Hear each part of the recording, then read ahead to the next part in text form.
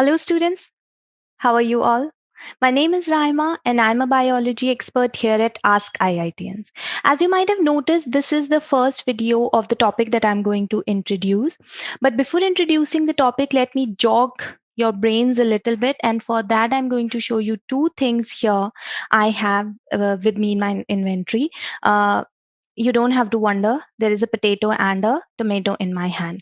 So, these two things we obtain from the plants and we use them for our nutrition.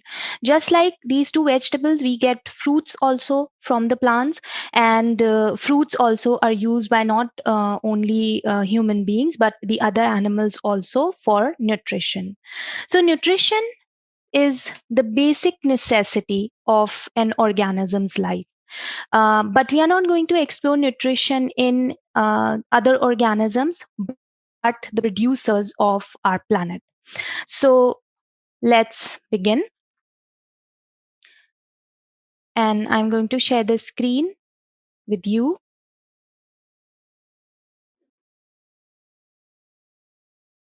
Nutrition in plants.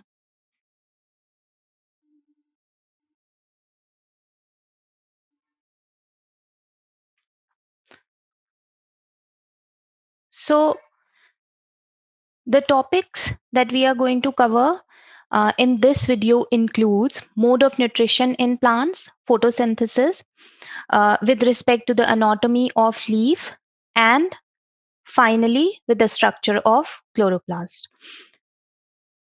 So when we talk about nutrition, nutrition is the way by which any organism uh, uh, obtain food to get energy. Okay, so basically there are various modes of nutrition which are found in organisms, and on the basis of those modes of nutrition, the organisms are either called autotrophs or heterotrophs. So autotrophs are those organisms which can synthesize their own food with the help of raw materials which are available in their surroundings. Heterotrophs, on the other hand, they obtain nutrition but by depending upon other organisms. So, among the autotrophs, there are chemoautotrophic organisms and photoautotrophic organisms. Chemoautotrophic organisms are, for example, green and purple sulfur bacteria. These are the bacteria which live in extreme conditions like volcanoes, around the volcanoes where sulfur springs are present, and they do not use water and carbon dioxide. Instead, they use some other hydrogen donor, just like water, which is present in their surroundings. So they use chemical substances other than the normal substances which are used for the photosynthesis process. They use those chemical substances which are present in their surroundings are known as chemoautotrophic organisms. The photoautotrophic organisms, on the other hand, are the green plants.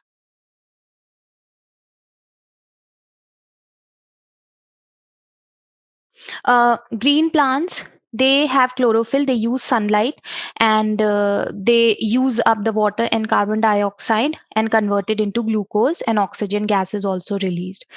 Basically, the photosynthesis process. So, such organisms who photosynthesize are known as photoautotrophic organism. Heterotroph, on the other hand, are saprophytic, parasitic, symbiotic, and insectivorous uh, organisms. Saprophytic are those organisms like fungi which depend on dead and decaying matter. They decompose dead and decaying matter and obtain nutrition from them. Parasitic organisms, on the other hand, can be anything like the malarial parasite. Okay, it causes malaria. Basically, parasitic organisms, they cause diseases, and they always live inside a living host. Parasites are always smaller in size, okay, and the host on which they depend, it is always bigger in size. So parasites, they depend upon the living host and absorb nutrition from them. Symbiotic organisms, on the other hand, are those organisms where both of them benefit each other. This is basically a relationship. A symbiotic relationship exists between two organisms where both of them are benefiting each other. For example, lichens. Lichens is an association between algae and fungi. Algae is providing nutrition to fungi, and fungi is providing shelter to algae. Algae obviously photosynthesizes. Insectivorous plants are those plants, these are plants basically. So these are those plants which obtain nutrition by eating insects. Now, this should be understood that they photosynthesize. They are already photosynthesizing, but they obtain their nutrient requirement by consuming insects. For example, um, Venus flytrap is there. Pitcher plant is very common. Another example. So, these are the two modes of nutrition. Let's move on with the photosynthesis process. Photosynthesis, like I said, it is the process which takes place in the presence of light and chlorophyll, and carbon dioxide and water is used up to produce sugar, and oxygen gas is also released during this process. So, here basically we have to explore the anatomy of leaf and anatomy of if we look at the anatomy of leaf.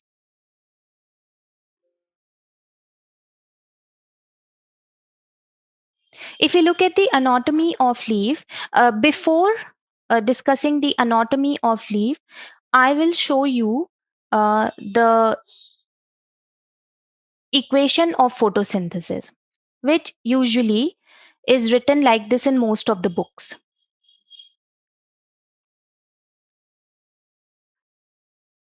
Light and chlorophyll, C6H12O6 plus 6 molecules of oxygen are also released. This is how it is written in most of the books. But this equation is wrong. Instead of having 6 molecules of water here, the plant uses 12 molecules of water because 6 molecules of water are also released during the photosynthesis process.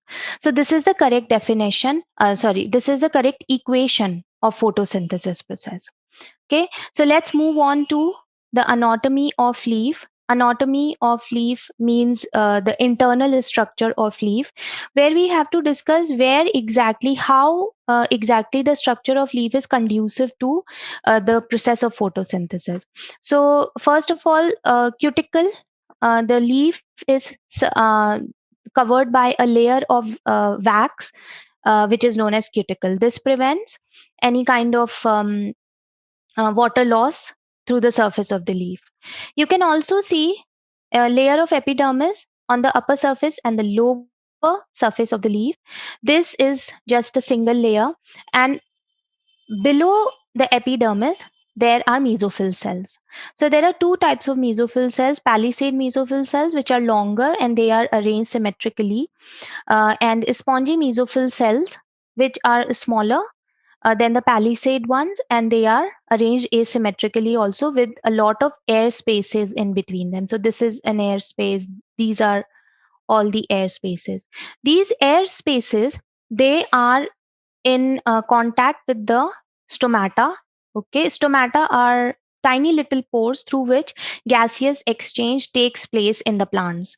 Stomata are more on the undersurface of the leaf as compared to the upper surface, and these stomata, through the stomata, carbon dioxide can enter and oxygen can come out. So let's explore more about the structure of stomata through which gaseous exchange occurs. So, this is the stomatal pore, and stomatal pore is always surrounded by guard cells. The guard cells are surrounded by the epidermal cells, and there are chloroplasts also inside the guard cells. Okay, that means the guard cells are also involved in the photosynthesis process. You can see the difference between the two diagrams where on the left hand side the stomata is open and on the right hand side the stomata is closed. So this is where carbon dioxide will go in and oxygen will come out. But this only happens during the day. During the day, the stomata is open, carbon dioxide can easily go in, and oxygen can easily come out. But at night, this process is stopped and the stomata is closed. Okay, gaseous exchange is very important because carbon dioxide is the most important raw material for the process of photosynthesis. Another important structure to explore in the process of photosynthesis is chloroplast. So, what are chloroplasts? Chloroplasts are the organelle. They are a type of plastid, right? And they are green in color, green due to the presence of chlorophyll. So, the presence of chlorophyll explains everything. Presence of chlorophyll answers the question why we are discussing chloroplast in the photosynthesis process, because chlorophyll that actually absorbs the sunlight, that traps the sunlight, is present in the chloroplast. So I'm going to show you the structure of chloroplast, which is a double membrane bound structure. There is an outer membrane and an inner membrane, and between the outer membrane and the inner membrane, this space is basically known as the intermembrane space. Okay, now inside the inner membrane, this space is basically filled with the matrix, and the matrix is known as stroma. Okay, so this region is basically the stroma, inside which everything is present. Another thing to notice here are the granum. So the coin-like structures which are stacked together forms one granum. Granum is a singular for grana. Grana is plural. So I'll just write it again.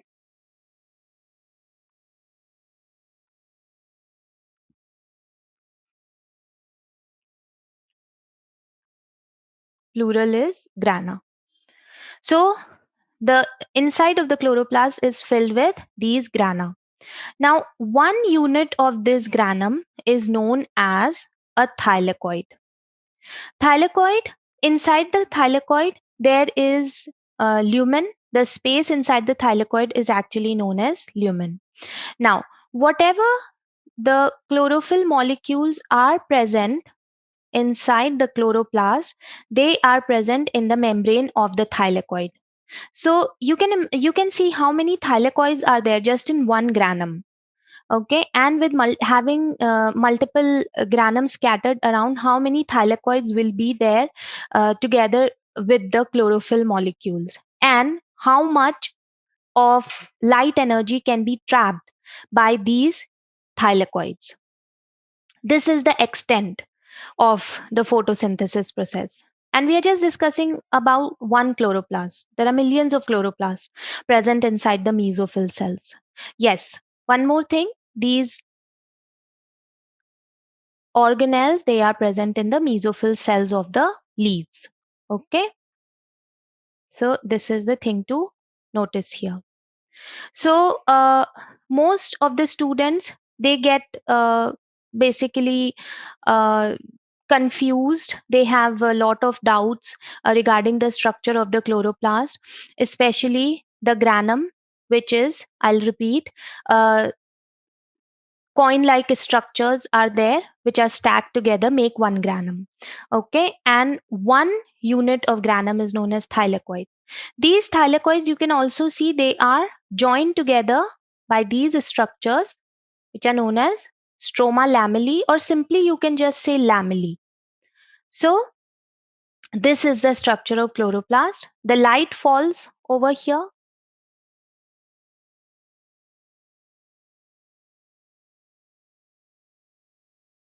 The light will fall here and it will be trapped by the chlorophyll molecules, and the photosynthesis process will start off.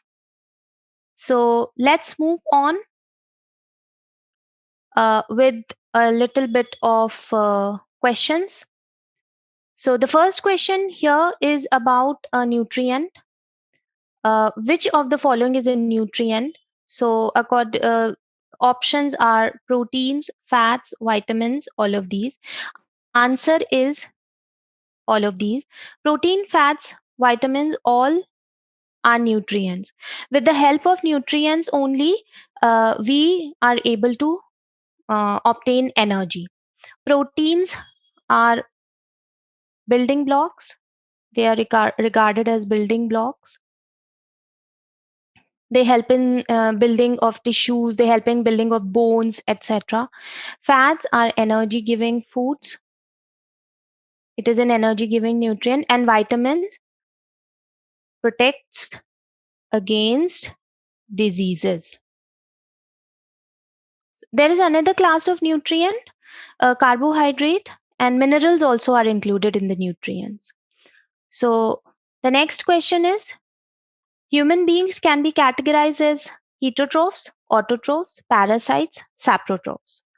So human beings, because they are dependent upon other organisms, the herbivores and the plants for nutrition, therefore they are regarded as heterotrophs. They definitely are not autotrophs because we are not involved in photosynthesis. Parasites also, we are not dependent upon a living host, and definitely not saprotrophs because we are not dependent upon dead and decaying matter. The food making process in plants is called as glycolysis, photosynthesis, photolysis, chemosynthesis. This is obviously photosynthesis. They are talking about the same in the question. Glycolysis is a step of respiration, aerobic respiration, if you must know. Photolysis is one of the step in photosynthesis where basically the water is broken down. So this is the process of breaking down of water molecule, water molecule. And chemosynthesis, you already know, these are the bacteria like purple sulfur bacteria and green sulfur bacteria, which are involved in the synthesis of food by taking the different chemical substances which are present in their surroundings. And with this, we have finished the first part of this topic, the photosynthesis. Students, if you have any doubts, you can post them on the forum, and don't forget to watch out for the second video of this topic. Thank you.